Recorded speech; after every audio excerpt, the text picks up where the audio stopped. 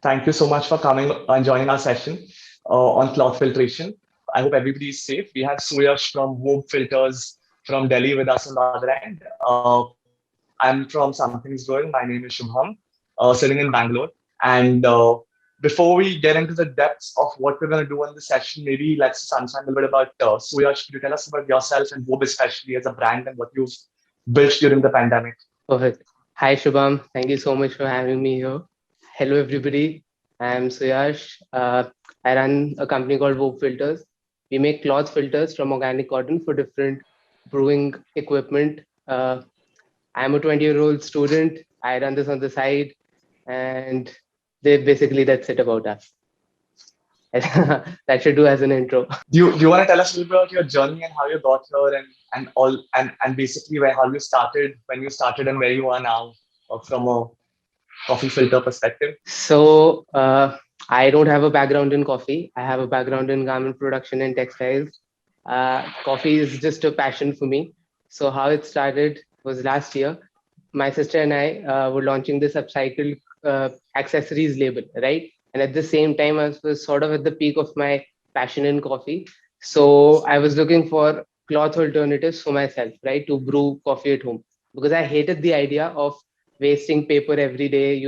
Just as soon as you're done with brewing, you just take the paper filter off and you throw it in the bin. I hated that idea, so I started looking for alternatives for myself.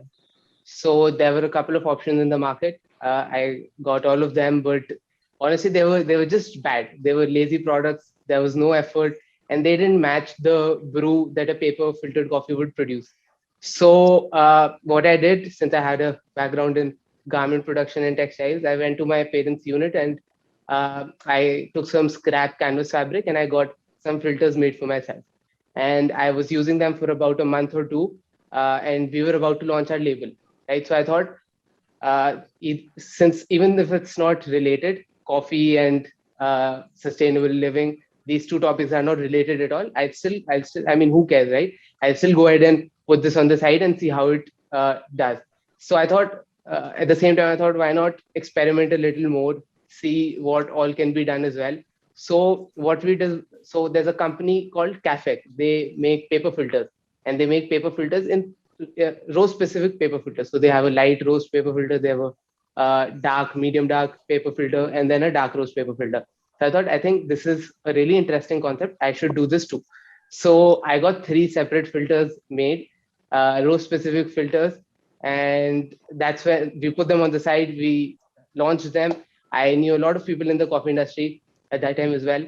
So we started spreading the word, and people, I mean, there was a genuine interest in the market about this because nobody had done this before, and nobody certainly had put in any bit of uh, work into creating a product like this. So it started taking off, but then there was a huge problem, right? So cloth filters was a completely novel idea in India, completely a completely new idea in India. And when we were introducing these and we put three specific rose filters, it was so confusing for everybody, right?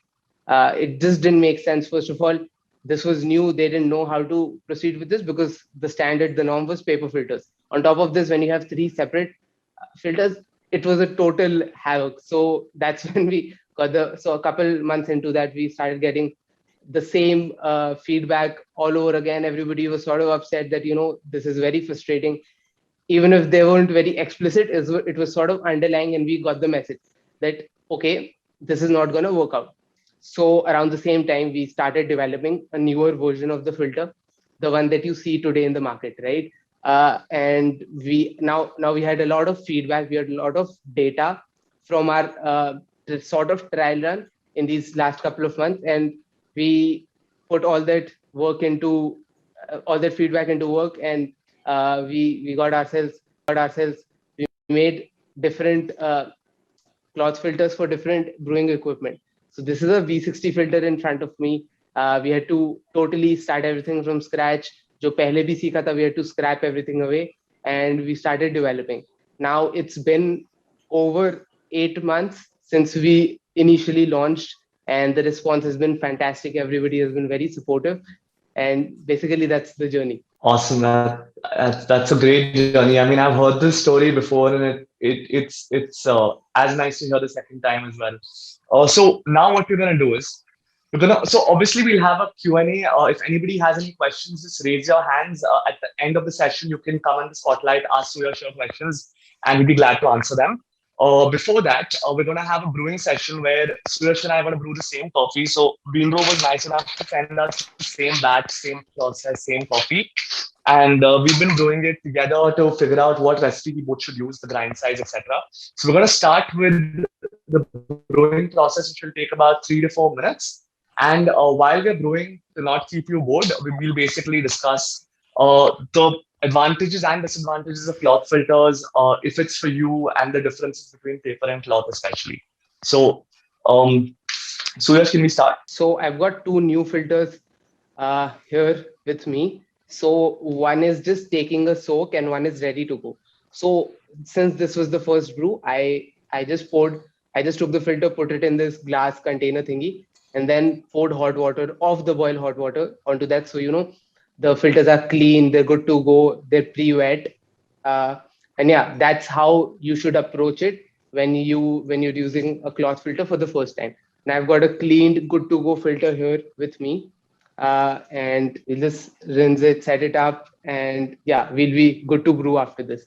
So, so when you have a filter, you'll see that, especially in the case of a V60, you'll see that this filter is slightly longer in height and than a V60. Suyash, we're not able to. I'm not able to see you. I'm not able to see you on the camera. Is it just me? Yeah. Okay, I can see you now. Please go ahead. Right. Okay, cool. So one thing that we've done is these filters are intentionally longer than paper filters and intentionally longer than what a brewer is, right? Than the brewer height. Shubham, I can see that. Yeah. So what's ideal is that you just fold this over. This is totally optional, by the way, right? You do it, you don't do it. That's up to you. But if you want a better fit, if you want the filter to fit better, fit the brewer better, then this is very much suggested. So I'll just go ahead. I'll just give my filter a good rinse.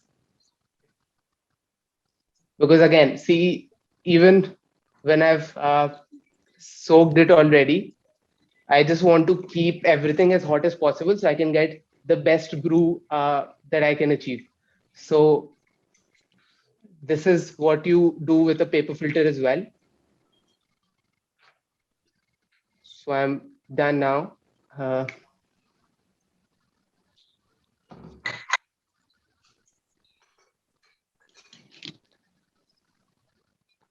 have a scale with me as well, because I mean to brew consistent, essentially with a coffee. With a paper. Carry on, Shubham, carry on. So essentially with a So with a paper filter, you would rinse it more to take out the papery taste. In a cloth filter, you also want to get the temperature of the cloth high up, so you're not under extracting your coffee. Just before this call, we both ground our coffee so as to not annoy you with the sound of hand and electric grinding for a whole 5 minutes. So it's freshly ground, just ground a few minutes ago. We're brewing at 92 degrees. We're using 20 grams of coffee. So yes, are you brewing? Yeah, I'm just starting. My kettle is heating up. I'm at 91. I'll be there in a second. Okay, perfect. So I'm at 92. I'm going to start. We're brewing 20 grams of coffee, 20 grams of coffee and 300 ml of water. We're targeting about 3.5 minutes. So this is the first bloom. So essentially, cloth filters and paper filters, the primary difference is paper filters are super fine. The holes are super fine. What that does is it traps all the oils. So traditionally, people use a French press or a paper filter, right? So when you have a French press, you get a lot more body, you get a lot more heaviness in the coffee, and you would not get that in a paper filter because the paper filter traps all the oils. Now, a cloth filter, the beauty about a cloth filter is that it's somewhere in the middle. So a is more porous than a paper filter, but less porous than a metal filter. So it kind of gives you just enough oils and body to find that balance. And a lot of people prefer cloth filters over paper and metal because it's right in the middle. But there are a few trade-offs with cloth filtration, which is why it's not so popular. Suyash, do you want to talk about the advantages of cloth Yes, filtration first while we're going, and then we can also talk about of what we course. can do to make disadvantages a little light on the mind and the hands. Exactly. So, one thing I'll add to the whole taste thing, that is, so with cloth filters, what you get is you get all the acidity that's present in the coffee. So paper filters के साथ भी you get all that acidity. Cloth filters के साथ भी you get all that acidity. But what you also get is you get some of the oils, since paper absorbs all of them, cloth lets some of them through the coffee. So the resultant cup is very texturous. It has a lovely mouth feel, but there's no compromise on the clarity of the coffee. So with pour over brews, one thing that people love about them is the clarity that they bring out in the coffee. This is something that a French press or immersion style method necessarily doesn't do, right? This is sort of the the standout thing for pour over coffee. Now cloth filters ke saath, you get all of the goodness of a pour over brew plus slightly more butteriness to the cup, slightly more oils in the cup, which makes the entire mouthfeel and experience of drinking coffee a lot more pleasant. Now, if you're somebody who really enjoys the mouthfeel of a French press or some other emotion style brew, then you have to love cloth filters. You just will love cloth filters. Now, okay, coming to the advantages and disadvantages, the one complaint that we get the entire time is that paper filters are very convenient to use, right? You just use them and you check them in the bin and you're good to go, right? There's a lot less cleanup. All you have to do is you have to rinse your brewer, rinse everything, and that's it. But with cloth filters, you have to maintain them, put in slightly a bit more of work in maintaining them. But then the resultant coffee that you get is totally worth that effort. Now, as far as this work goes, as far as the workflow is concerned, it very seamlessly in just a couple of days merges with the entire workflow of your brew. So it's gonna be a part of your brew. You just it becomes a habit in less time that you imagine. So it's more of a mental block with maintenance and uh, washing and using cloth filters than it is a reality. So I'm also almost done. Yeah, I think I started a few seconds before you. Yeah. So So we good to finished see at we the both are same time. calibrated. Right. So you spoke about a few of the advantages, a few of the challenges people face. The Yeah. challenges are Go ahead. Go ahead. Tell us more challenges about. challenges mostly are in maintaining the cloth filter. But what we've done for everybody is we've I agree. since you already know all the details, since we've uh, looked at every aspect of it, we have compiled all the information for you so that you know the experience for you is the easiest and the smoothest that can be. So once you buy the filter, you get a care guide from us. You get everything. All the information is there, and then you know we're always there to answer your questions. But the biggest advantage, like I said earlier, was washing and using cloth filters, putting in the work. But then you only have to use it to believe it, because my word is just as good as a word. So once you start using it, it becomes a habit, and then you realize that all this effort that I've been putting in with cloth filters is totally worth uh, all the in the resultant group. Yeah, so I mean, I want to add a few points here, right? So the first time when I had coffee from a cloth filter, I had no clue what I was missing out on. This was during the pandemic, in the middle of the pandemic, when we launched Something's Growing. In fact, this is just a few days before James Hoffman releases a video on cloth filtration, and and we already reached out to a brand to bring them down to India. Uh, what I when I finally used the cloth filters, I realized what I was missing out on. And as you said, the cleanup process is actually not a whole lot. What I realized is if I'm brewing coffee for the sake of just getting a caffeine hit, then I'm obviously not going to care. But if coffee is more about that mindfulness and that routine for me in the morning, and it's about the process that I want to immerse myself in, and anything I'm using, be it the dripper or the filters or the mug, which I will wash afterwards. It's just a part of that whole process. And it's all about just, it helps you, I guess, be more mindful. It's about meditation almost. And as you said, it becomes a part of the routine. Uh, Do you want to talk about the coffee a little bit? I haven't tried it yet. You seem to be drinking since I have to talk now. Right, right. So this coffee from the Bean Road, this is, I don't know if it's commercially available or not, but Shravan was very kind enough to send both of us the same bag. So this is a natural macerated, yeast macerated coffee. So one thing that really stands out is the mouthfeel of this coffee. So it's really, really smooth. Notes in this coffee are very expressive since it's a first of all, it's a natural coffee, and number two, it's macerated in a huge tank as well with control in a controlled environment. So it's really bold. It's just shouting fruitiness in every sip. After the finish of this coffee is very smooth, longish, sweetish.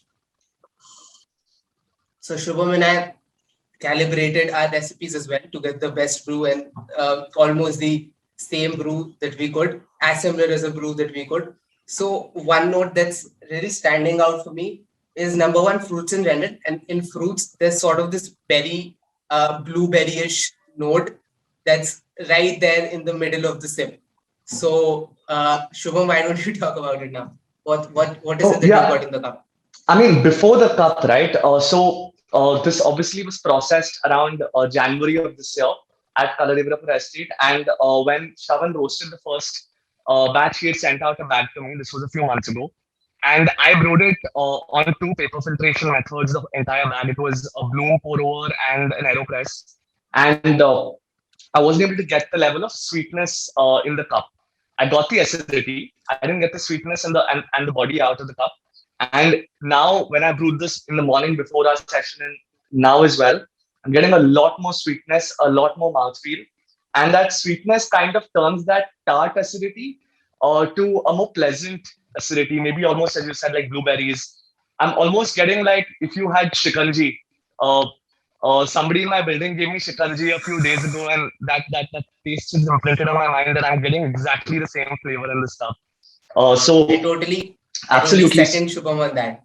I totally second him on that. I actually brewed a paper filter cup this morning with the same coffee. Now there was this very sour and sort of dryish finish with a paper filter, right? So you got all the acidity, you got all the fruitiness in the cup, but the finish was sort of like on a sour note, sour or a very acidic note. But now with cloth filters, one thing I can taste is that it's very rounded in a way. It's sharp at the starting and then rounded at the end. It sort of just melts in your mouth like you're having a butter cookie. You know how it melts in your mouth, and it's a lot more yeah, sweet. yeah, So I had like yeah, trouble getting no, sweetness with paper absolutely. filters, but with cloud filters, it's much more easier to get this sweetness, especially from an acidic coffee. So this has been one feedback that we've got from the beginning that cloth filters work really well with acidic and in terms of rounding the cup, it works really really well. I think another big advantage is you said it's sustainable. You don't create more waste. You can basically just throw the grounds out either in your compost bin or in your wet waste bin. I'm not going to touch on this too much. Maybe Suyak you can, but James Hoffman did a great video on cloth filtration. Check it out. He mentioned cleaning and care. It's super simple. You just wash it out. You keep it in the fridge. I think this is what a lot of cafes do as well. I mean, a lot of cafes use cloth filtration for their siphon. So what they do is they basically take a glass of water, they put the siphon filter in it, and they keep it in their fridge. So it's when it's always in the fridge, you don't have that. So once it's clean and washed, it's always in the fridge in an anaerobic environment underwater. It basically helps you keep it clean. Another thing that I think James spoke about, which is super cool, is that there's a brand called Urnex, Urnex, and the Kefisa powder, which is basically meant for cleaning espresso machines. Somebody from Urnex told James that it works really well for cloth filters because the formulation that was developed apparently was developed for the ancient brewing methods, which were in large urns with cloth filters. So it was kind of adapted to espresso machines, and it's one of the most popular cleaners in the world right now. But it works even better for cloth filters. But it's mostly for aesthetics. You don't really need to invest in a cleaner because if you just rinse it all out and you store it in a cool environment, I think you're good to go. I have one thing to add to this. That is, so since this is cloth, there's going to be some oil buildup in the filter, right? You can carry on using it the way you want to. You necessarily don't have to release that oil buildup. But one thing that is very, very helpful in sort of resetting the filter and sort of keeping it as sharp as it is today is you just add a spoon of baking soda once a week to let's say a pot of water, just like I did earlier in the video. You add that, and what baking soda does is baking soda releases all that oil buildup, whatever, even color. So you'll see the filter is slightly lighter in color because again of the coffee oils. So all that releases. And not so surprisingly, baking soda is also one of the ingredients in Ernex's Kafiza powder. So probably this is why it works so well. So if you don't want to invest in a container of that, you can just use baking soda at home. That's the easiest way to maintain the filter, release the oil buildup on a weekly basis, and then keep the filter as fresh and as good it is to brew as it is now. So that's just one. Absolutely. In fact, baking powder is also good to clean out your masala dabbas if there's too much smell buildup on them. The last year has been a lot of washing and cleaning, so learning a lot of things. But awesome. Okay, so it's about the coffee, it's about the filters. The coffee, absolutely phenomenal. If you like fruitier coffees, I think a yeast maceration like this is great. So I think lots of roasters use it in yeast macerations. Regarding the flavor, one thing I would like to add, I think Aram Se from down south has been working on this. We discussed blueberries and very complex flavors. I think I've had blueberries twice in my life. And relatability is so much easier with Indian fruits, Indian flavors. And I think to get this flavor wheel out to an Indianized palate will make coffee so much more accessible. And I think a few people are working on it, and it'll be great to have sessions discussing an Indian flavor wheel as well at some point in the future. In fact, the video that the folks at Aramse made that got featured on James Hoffman's channel as well. That's actually a really insightful video. One that we recommend you watch that video. Shubham would recommend it too, because it talks about coffee. It covers one part of coffee that usually people don't talk about, right? We're too caught up in using Western terms, using the flavor wheel too much in defining our flavor notes. And at the same time, we're sort of losing the Indian flavors native more to an Indian palate than, we're losing those sort of flavor notes in terms of just classifying them. So it's a really insightful watch. Absolutely. And even scientifically, I don't know how much proof of this. Sorry, I lost you. I started talking because I thought you had finished. Go ahead. No. So this coffee is really cool it's cooled down really well. I think it's about 60, 55 degrees, something in between. And it's turning really floral right now. I can taste a lot more floral notes, and a lot more fruitiness, and the acidity. The great thing about the coffee is that acidity is still sweet even at a cooler temperature. Yeah, please carry on, Shubham. Yeah, absolutely. In fact, so I was going to talk about this as well. Like, I think it's so much easier to describe Indian coffees and Indian flavors because I guess at some point the soil gives the similar nutrients to different plants. And there's no science to this. I just truly believe in this. There's no science to what I'm saying right now. But like now I'm tasting a lot of jamun. So a lot of jamun, it's almost that like red wine jamun style, beautiful sweetness and tartness. But awesome. So let's move to the next point. Absolutely. The starting of a jamun. Yeah, absolutely. Okay, so you have a very interesting way on how you get these filters made. It's not like factory produced or factory type labor. Can you tell us a little bit about how you do it? I got this card which says who made it, and it's a little outline of him. It's super interesting. So the guy in this card, his name is Mohammad Nisar. He's an artisan. He's been with us for about 15 years, easy 12-15 years. And he loves making filter. So one thing that we did recently was, I'll just come to the production process as well. So one thing we did recently was, so Nisar had no idea, he's a North Indian, right? He had no idea about what coffee really is and what exactly is this thing that we're what does this filter do? He knows it's a filtration device. He understands it's coffee because we've told him. He doesn't still, it's not a very clear picture in his mind that this is what it does. So just to make more sense of what he's producing, what does this thing do that he works so hard on? We brewed him a cup of coffee in front of him with the cloth filters that he makes. And it was such a different experience from him because first of all, he had no idea that this is what coffee really is. First of all, and then the problem is Nisar comes from a lower income background. So coffee itself, even instant coffee, is not a part of their daily routine at all. Forget specialty coffee, forget what we guys are interested in. Even instant coffee is not very accessible to him. So having tasted what the filters really do was, I mean, it was such a wholesome experience for at least us seeing the joy in his face. And then he told us about how he took the card home and showed it to his children, and everybody was sort of very excited. Just these little bits of recognition, they go on such a long way in everybody's lives, right? People feel appreciated, and that's it. You just feel good about it at the end.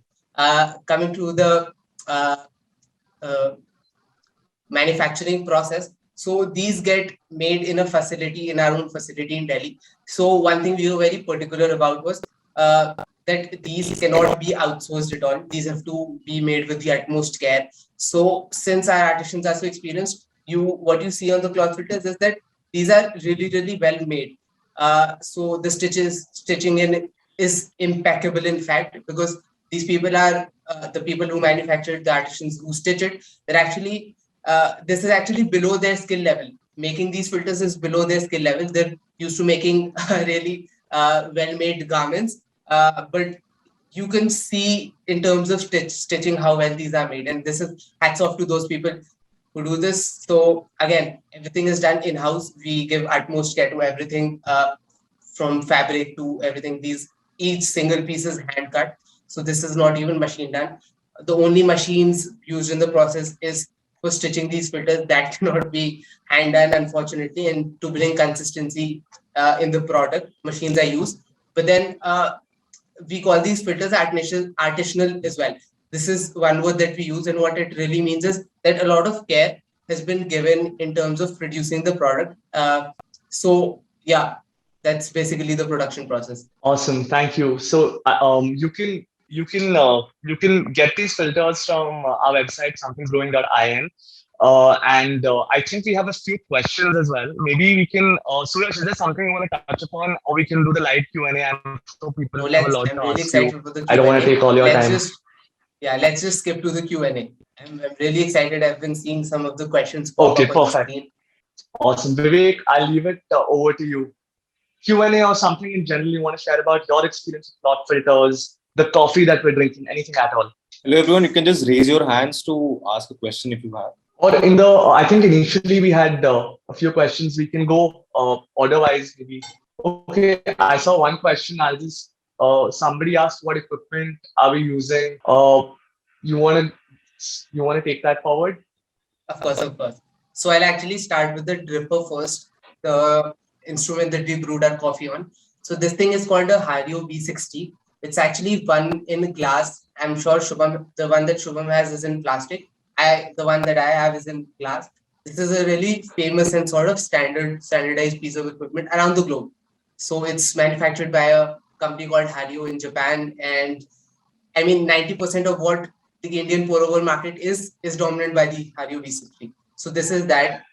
Below that is a carafe. This is just a server, just a glass jug so that the coffee cools down. As first of all, you can see the coffee, the color, and interact with it a lot more. And number two, it brings down the temperature of the coffee.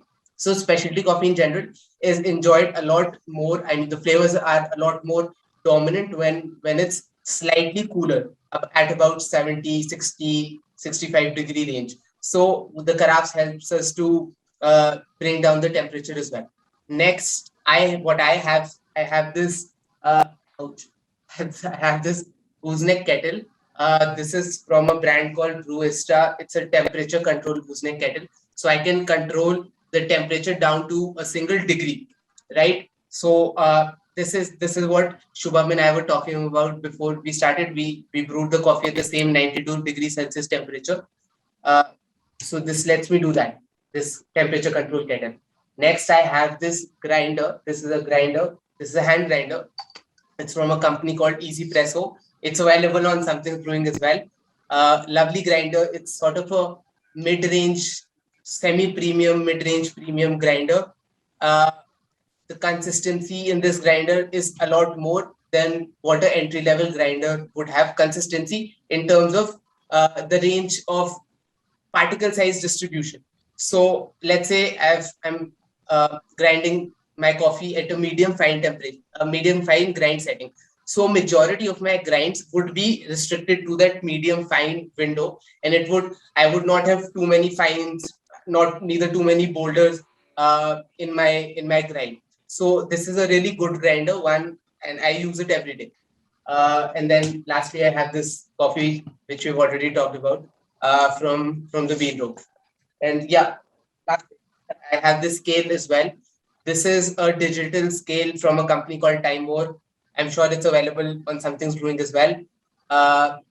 And there's a timer inbuilt in the scale as well, so we can time our bloom, time our pours, and we just know how much time the coffee is really taking to draw down. So again, we can be as repeatable, as consistent in terms of our daily brews as possible.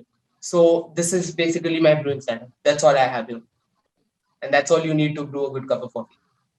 A lot less actually, but still. Over to you, Shivam. Yeah, awesome. Similar setup here, just different brands. For the scale, we use either the Hari or the Varia. The Varia is the latest in the scale market. The kettle, I'm using a gooseneck temperature control kettle. Something that has more control than this is the Fellow Stag EKG. It's a little pricey. And just basically, ultimately, it's all about repeatable practice. You can check out Something Brewing, reach out to us on Instagram or email us at hello@somethingbrewing.in. If you have any questions regarding improvement at all. Something that Suyash touched upon, which is important, is that when you use a cloth filter, you need to go a lot finer. So if your regular pour-over grind size is somewhere around an 8 or 9 on an EK43, or say a 35 or 40 on a hand grinder, you would go at least 10 to 20% finer, if not more. That's should just almost a be couple sitting points somewhere finer, by between the way. a mocha pot and a pour-over. Exactly. Yeah, Just a couple points finer So it'd on be your sitting hand somewhere grinder. between a mocha pot and a pour-over. But We then, have two questions. Right. We have two questions from Karthik and Beanro. Karthik, can you unmute yourself? Yeah. So I have a question. So I am somebody who brews about 4 to 5 cups of coffee a day using a V60 method. So do you think like over the size, the cloth filter would sort of like change the taste profile or something? Because I know there's a lot of videos and everything where people have done even taste testing the paper, how it differentiates based on where it comes from. So does it like make a difference when you do over time using the filter in a longer term usage? can I go? Can I answer that question, Shubham? Yeah. All questions are first for you. So yes, You're the a answer guest. is basically in a nutshell, yes. The flavor is slightly different than what you expect. But then what we're talking about here is like real minutiae details, right? It's very small. So overall, if you talk about pour over taste, it's basically the same coffee. But then for a trained palate, you brew 4 to 5 cups a day. You should notice the difference.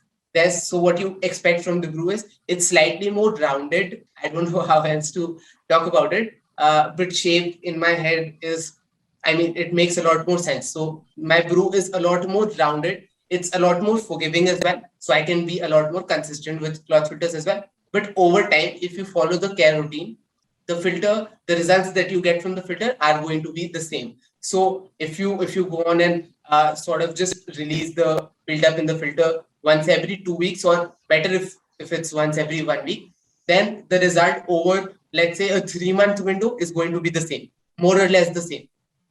And 3 months of regular usage, let's say 3 months translates to roughly 100 brews if you're somebody who brews 1 or 2 cups a day. So 100 to 150 cups of coffee you can brew easily on a single cloth filter. And it's going to be roughly same. Yeah, currently I am trying out the Able cone filter.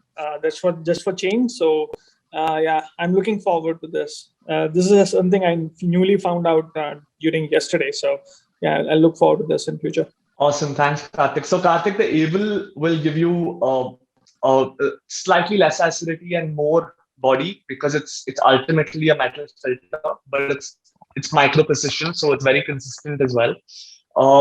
Slightly, in fact, you know what I would say? I would say, like, if you ask me personally, I would brew with all three at different points in the day because there are different times I want a different flavor. And in the afternoon, before lunch or something, I want something delicate and balanced like the cloth filter. In the morning, maybe I want something with more of a punch. I think it's important to have the options. And if you do go with a cloth filter or a metal filter, you're just saving a little bit of waste as well. So it's a nice thing to have. But if you're going 4 cups, 5 cups a day, Karthik, it's gonna be a little bit of work to take out and then put back, take out, put back. But I would say at least brew 1 or 2 of those cups with a cloth filter in the day. You get a different flavor with the same coffee. You know, we do this a lot in the specialty space. We try different coffees. We try different roast levels. We try different brewing methods. But we don't try different filtration techniques. And that's why the minute differences actually go a long way. So if there's a certain coffee you absolutely love, right? And it doesn't taste as good on a different brewing method. On the same method, if you change the filter, you get a slightly different flavor profile with as much goodness and maybe something a notch lower or a notch higher in another aspect of flavor. So I think this is somewhere where we need to explore a little more, even in the cafe side of things, where we have options to choose between filters on the same coffee. I think that's where we need to go now. Thanks, Shubham. I'll definitely give it a try. Thanks, Karthik. Thank you, Next Karthik, we for the have question. Shravan from Beanbro. Yeah, Shravan. Hey guys, can you hear? Am I audible? Hi, Shravan. Always audible. No, I was about to ask a question which you just answered about regarding maintenance, but before that, yeah, thank you so much for taking the coffees. I hope you guys enjoyed it. So it's a little bit It's a fantastic coffee, Shravan. Loved every bit of it. You could see in the video, I couldn't stop myself from continuously drinking the coffee. Even while talking, it was really good. This is my second bag and I love it. I was really scared Shubham is not going to like it. Okay. Loved it. On the cloth filter, especially, it was Yeah. a world of a difference. Yeah, no, I'm going to try it because I think Suyash is, he sent the filters. I'm actually come over. Finally, I got myself to the roastery. I'm going to be trying it today. Thank you so much for trying. I think my question was pertaining more to the usage. How long can you keep a filter? How often do you need to do? From a cafe perspective, if I have to run a cafe now, if I use a filter, what do you recommend? How many filters do I keep? How often do I clean it? That's more from a coffee shop perspective, not a home brewing perspective. Makes sense. So, in a cafe level situation, you certainly need, you cannot make do with just a single filter or even 2 filters. You need a couple filters with you all the time. Couple filters that are always ready to brew. So what's ideal with these is that you have at least 3, 4, 5, 6 filters with you if people really want cloth filtered coffee on a regular basis. And as soon as you're done with the brew, you just leave it in a cup of coffee. In a cup of water. I'm so sorry. In a cup of water. And then you can come back to it and clean it even later on. That's going to do as well. Because in cafes, one thing that as we speak to cafe owners, one thing that we've realized it's a little bit difficult. It's a bit challenge in terms of fitting in the workflow because everything's happening so fast in a cafe, right? You make coffee, you clean it. It's a total hassle in a cafe. So one thing you can do is you can have a couple of filters that are always good to go. And as and when a barista finds windows in during the day, he can go about and clean the filters. As long as the filters are in the water, they're going to be all good. Even if you don't dump the coffee, it's not going to make as big a difference and going to fit in the workflow a lot more. In terms of life, I think what it really comes down is to the number of brews. So that depends on how many times you're brewing with a single filter. Assuming you do about five brews a day with one particular filter, it should last more than, I think, 1.5 to 2 months of good solid average 5-day brew usage to you in a cafe level situation. Thank you guys. Thank you so much. Thank you, Shubham. Thank Thank you, you, Shravan. Shravan. Just a Thank you couple for of the points I'd question. like to add. Regarding the cafe workflow, since I've seen a cafe work on the back end, you would definitely need a professional cleaner at a cafe level because you just can't keep rinsing it. So I think to batch the cleaning because it doesn't matter even if the ground is sitting in the cloth filter for a good 20-30 minutes, it won't affect the filter in the long run once it's cleaned. So you batch your cleaning every hour or 2 hours, and like Popular Cafe has two siphon filters and they do about 5 to 6 cups a day. So they're able to rotate those 2 or 5, 6 cups. No cafe in India currently, at least the average ones don't do more than 20, 30 cups a day. So I think 4 to 5 filters in rotation and 2 cycles of cleaning or 3 cycles of cleaning a day when the shifts change, I think would work. And I think it's good to go there so the home brewers get more of an idea on cloth filtration as well, because we learn from what happens in cafes and we ape what happens in cafes to implement the same flavor profiles at home. So looking forward to seeing what you can do over there. All right, man. Thank you so much. I think you got the point right that at the end of the day, the coffee shop will lead the practice at home. Is very critical that it's adopted because I think once you look at it, if you're able to use 5 filters and last for at least a month and a half, that's just not saving in terms of cost, but also the footprint of wastage of paper is also reduced. So I mean, thank you guys for getting this on. All right. Thank you, Thanks, Shravan. Shravan. Thank you so We're much for the also question. trying a little bit. I'm still We're waiting also for you trying to a come to the little bit through roastery. something's brewing to get the word out. I will come. We're in a pandemic, but I will come. All right, guys. Thank you. Thank you so much. Thank you. Thank you. The next question we have is from Kritika. Over to you, Kritika. Unmute yourself, please.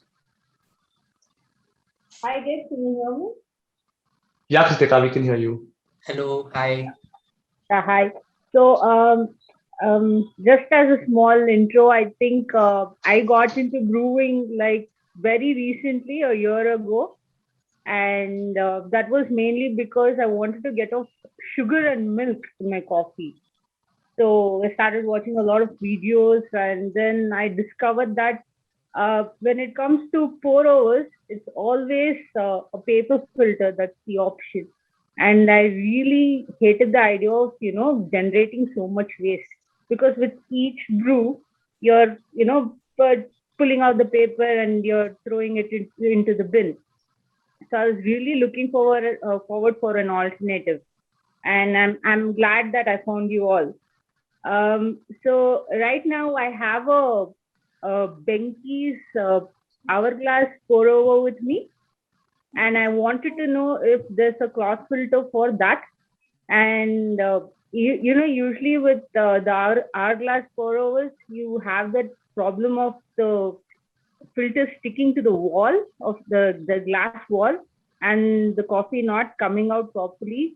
So will I be having the same problem with the cloth filter as well, or I mean, what would be the expected scenario in that case? Right. Thank you so much for the question.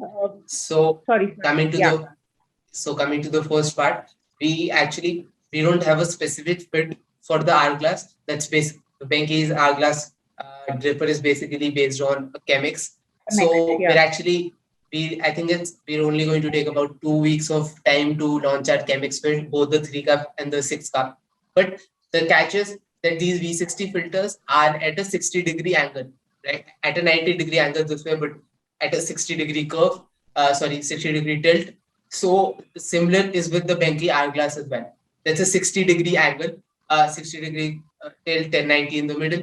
So you can fit the exact same filter. It's just a matter of length and how well the last bits that's going to work out. So it's down to that. But if you really want to start using it until we have a fit specifically for it, you can start using the same V60 filter. It's going to work well.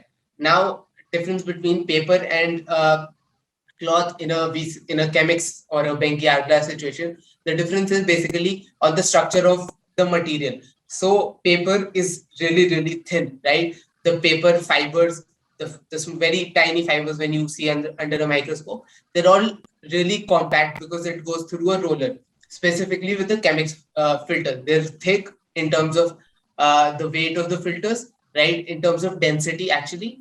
And they're really, really compact because they've gone through they've gone between two rollers moving at the same time, so they're really compact.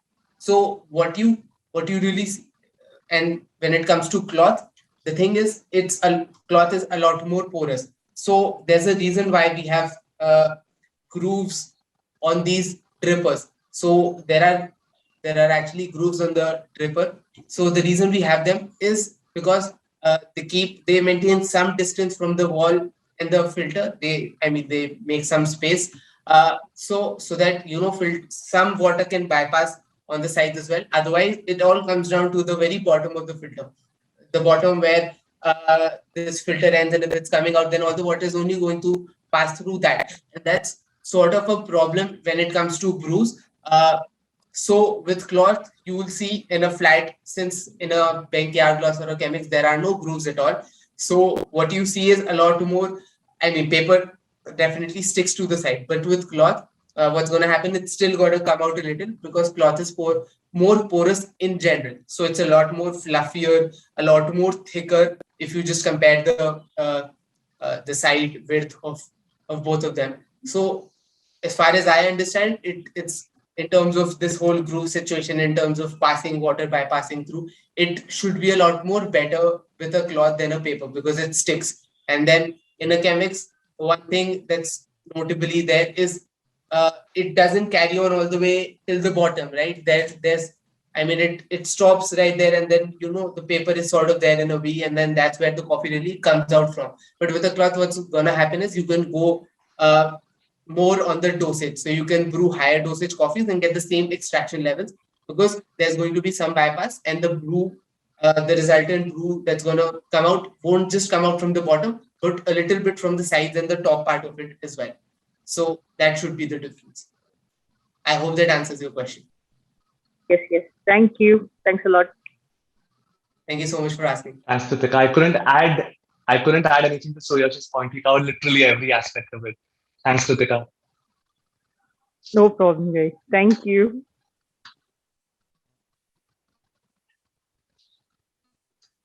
So we have time. We have time for a couple of more questions.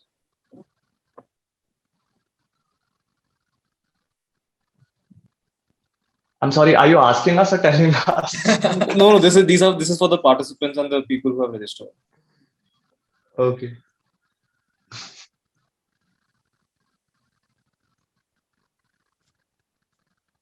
Great. I think it's almost been an hour. This is the longest session in the world on cloth filtration ever. I'm pretty sure. Yeah, totally, I agree. But it's really nice to answer all these questions, because one thing that happens is you're always in your head, right? You're thinking within the same points, within the same foundation, within the same construct. And then when people ask you questions, it's sort of a push for you to think outside those same constraints. And then I think for your own understanding, it's a lot more better to have as many questions as you can. So thank you everybody whoever's asked any question until now. Yeah, I joined a little late, so I just have one question. Thanks, everybody. Vivek, should we? I might have missed the conversation on sustainability. So I just wanted to check that how sustainable are the cloth filters, and is there a real, sustainability conversation there? Right. So coming to sustainability, there are actually 3 points that I'd like to cover. Number 1 is paper as a material. Number 2 is cloth as a material. And number 3 is sustainability in general around the coffee industry. So I'll come to the paper as a material first. So we all know paper comes from tree barks, and there are alternate sources to paper now as well. But majority is still dominated by tree barks and tree trunk, and you need to cut down trees to make paper. So for every paper, there's some impact that goes back to cutting down the tree and making paper from that. So the difference between the difference between cloth and paper comes down to 2 things. Number 1 is reusability. So number 1 is you're using the same filter again and again. That makes the product sustainable in itself. And number 2, which is actually a little bit more important in understanding the origin of these two materials. So paper ke saath, again, it's coming from wood. Cotton ke saath, it's coming from a crop, which is sort of repeatable. And then cotton as a crop doesn't have, it's intentionally grown, right? Whereas trees are sort of important in keeping the natural balance.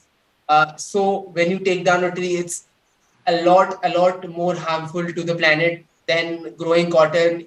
Even after how much ever water it's taking in, it's still a lot more sustainable than having filters made from a material that can be intentionally grown again and again, than from a source like paper. So, and then the last bit of this whole thing is sustainability in general around the coffee industry. So this is something that I've been very passionate about, and something that I wanted to cover in this event as well. So that is coffee as a crop, coffee as a produce is very sensitive to temperature, to altitude, to the height that it's grown, to the elevation, to the conditions that it's grown at, right? That's why in India, to support its cultivation, we have shade-grown trees. So since coffee is so sensitive to all these parameters, to all these natural parameters, it's at a lot more risk because of climate change than any other, and I can't say any other, but then our regular tea or some other crop, right? So coffee is at a real threat when it comes to climate change. We as coffee drinkers and people passionate about coffee are at a real threat, because every year what's happening is the number of overall coffee produced around the globe is going less. There's less coffee every year produced.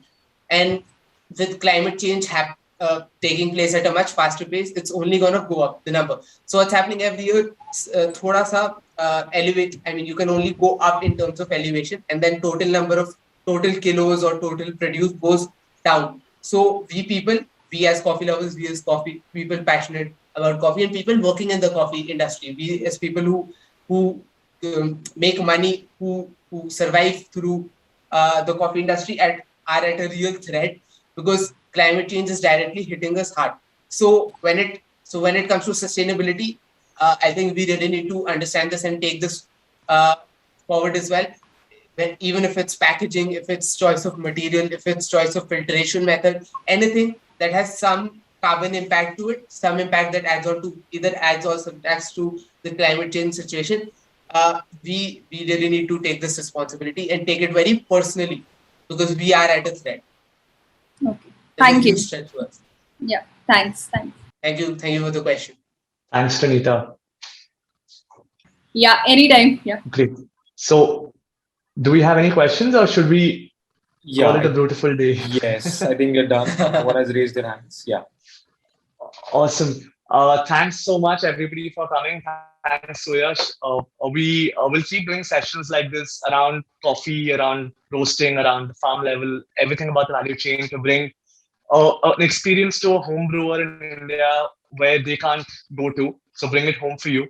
Also, I just wanted, Suyash, do you want to leave any last thoughts over here before we wind up? I just want to say, no matter how much we talk about sustainability in the coffee industry, it's always, it's not as much as we can. So please go home with this takeaway, that you as consumers as well need to make a lot more informed choices, because there might be a day when coffee can no longer be produced. That's the same reason why producers have to look at alternative varieties, alternative species of coffee, just so this threat of coffee being perished at one point can be pushed away. So ultimately what it comes down is to consumers, them creating a demand, and then that demand creating actions on somebody operating a business. So please go home with this takeaway and just think about the choices that you make on a daily basis, be it anything. So even if you're consuming a packet of chips, the plastic that it's still hurting coffee. So that's really insightful, and please go home with this takeaway. That's all. Thank you so everybody much for being here. Thank you, Shubham, for having me. It was a lovely session. Enjoyed every bit of it. Thank you. Hope we have more of these soon. Thanks. Our pleasure. Yeah. We'll see you guys soon at Something's Brewing. Take care. Bye. Bye-bye. Thank you.